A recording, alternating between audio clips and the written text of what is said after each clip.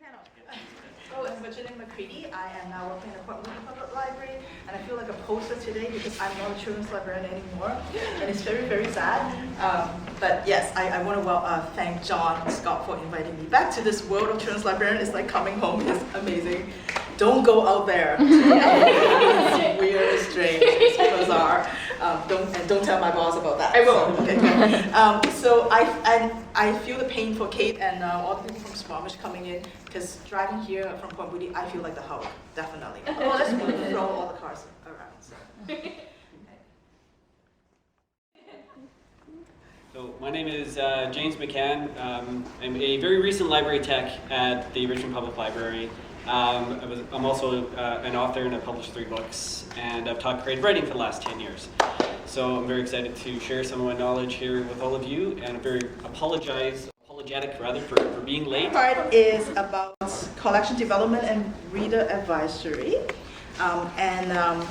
I would say, just like Nyla said, compared to about 10 years ago, when I had to do a comics collection and start the comics collection at Richmond, it is like day and night. There is so much more recognition about what comics are and how important it is, and you know, like all the great stories that are being told in a comic format, as you can see from all the Newbery Honor Awards that are being awarded to comic books like Roller Girl and Sunny Side Up and all sorts of great stuff. And of course, like Natalie said, the National Ambassador this year is a comic book artist. He's of course known for American Born Chinese, but also a new series called Secret Coders about coding and computer programming.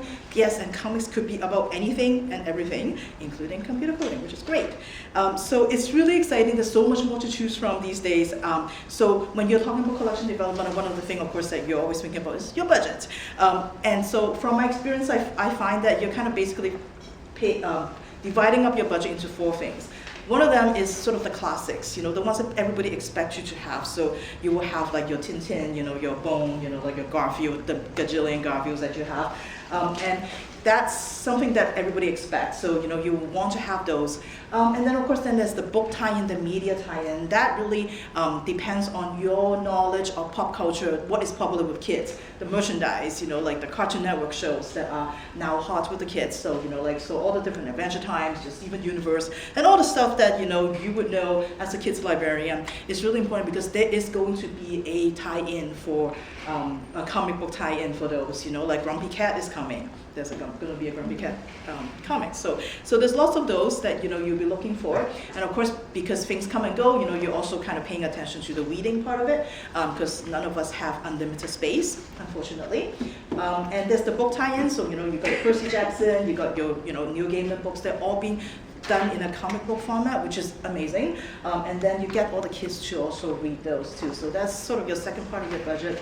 And of course, then all the replacement, all the weeding that you have to do, because your collection is going to be read and read and read and over again, because it is going to be super popular. And so you're talking about all the grubby books, you know, you have to kind of like deal with the replacement. So you have to kind of allot some of the budget for that.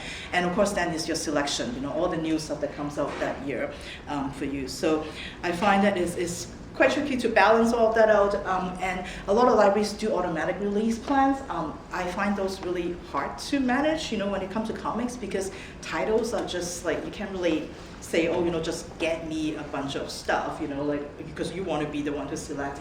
And also, like, I think other than series, that's probably the ones that work well with those kind of plans, or like if you have specific offers that it doesn't matter what they publish, you want it, you know, like Raina, I cannot say her last name, you know, like so stuff like that you know you want to have. But other than that, it's tricky to manage those. I would say, like, you know, another thing that you might want to consider is like an annual or biannual like replacement plan. There are certain books that you know you always want new copies of, so that might be something that you can do to speed up the work that you have. I guess the other thing that is really important, you know, when we talk about comics is you got all these amazing comics that you have bought. Now, how do we make sure that the kids can find them? And all the libraries that I work at, like, they've all sort of separated the comic books out from the nonfiction, and you can also, you know, have a separate location for them, keep the call number, or you can do that, change the call number to something that is a little more obvious, like kids comics, you know, and the cutter or something like that. That really helps people to help the kids to find them because it's in one location. It's also basically your endorsement. You're saying that we are featuring this for you. This is a special collection. Let's highlight that and let's bring it out from your nonfiction so it's easier for kids to find. So that might be something that you want to consider for your collection. The other thing also, if you want to have to argue for that, statistics-wise, once we have taken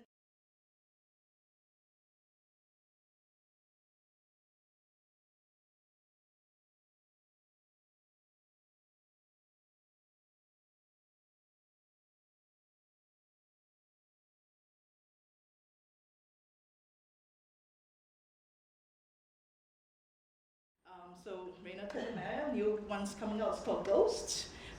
So this is about a girl who has to move to this tiny little coastal town because her sister is really sick.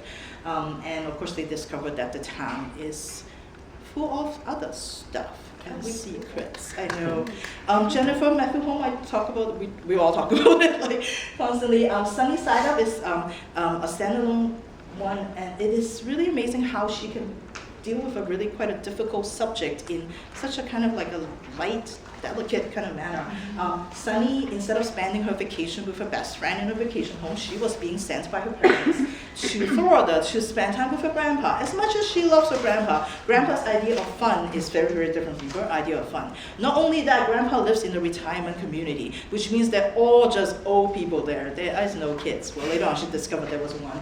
But other than that, and throughout the novel you get flashback about her life before this and why her parents might be sending her over. And it's just, you get the sense of like kids who know that something is wrong with the family. They know something is not quite right, but yet nobody will tell them what it is. And just that anger that you feel like, why won't anybody tell you what is wrong and why am I stuck here in Florida? So that is Sunny Side Up.